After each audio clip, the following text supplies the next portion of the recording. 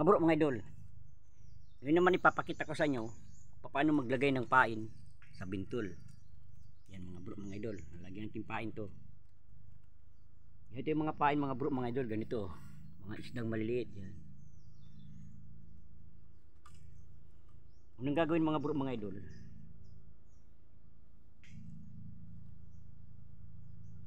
Punin mo yung mga pain, mga isda.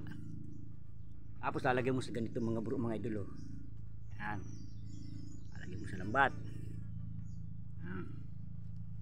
Lalagay mo mga bro, mga idol, ganituin mo.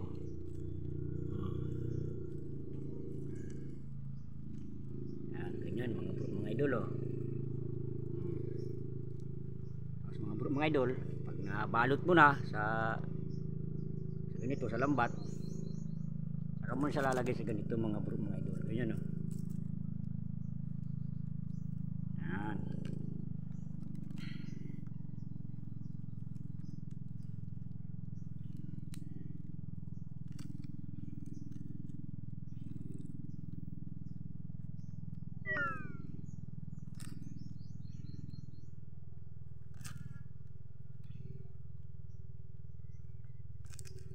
Ba mga bro, mga idol, simple lang ang pagpain. Yan, may pain na mga bro, mga idol.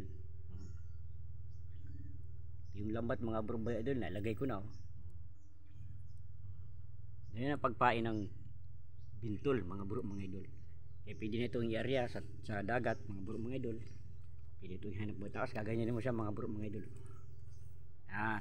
Tapos mo siyang ipain, painan, kaganyanin mo na. Tapos tatabi mo na siya, alagay mo sa bangka. Pag marami na ka ng painan, pwede na mga bro, mga idol. Tama mga bro, mga idol. Salamat sa inyong panonood. Thank you.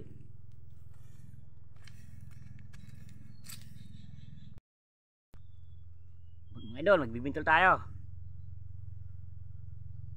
Uli tayo ng alimasag at alimango.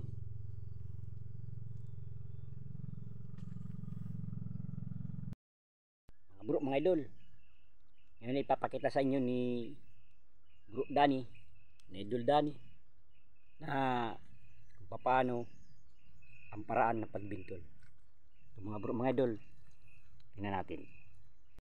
Mga bro, mga idol, yan. Yang nakikita nyo mga bro, mga idol, na styrofoam tawag yung mga bro, mga idol. Sa dulo niya mga bro, mga idol, may bintol.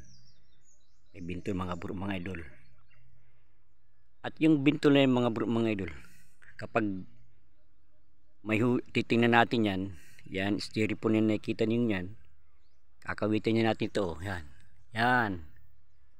Kakawitin natin yan mga bro, mga idol.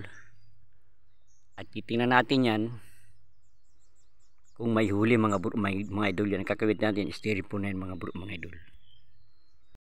Mga bro, mga idol, ngayon titingnan natin yung pinakita ko sa yung styrofoam na yung kinakawit nyo, yung bintol. Yan mga bro, mga idol, ibaw na tayo.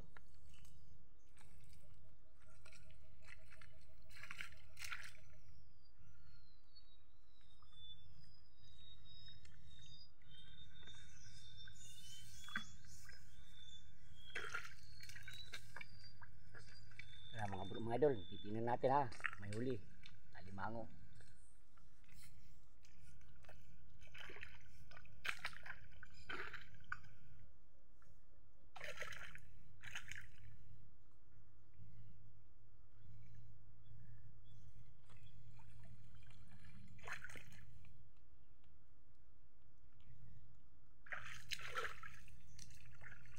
Oh, walang huli mga bro, mga idol, walang huli oh.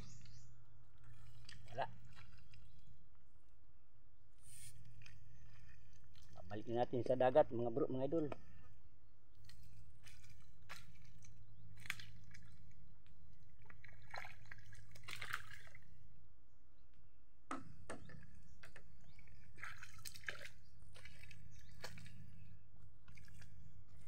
Tama sa inyong panood.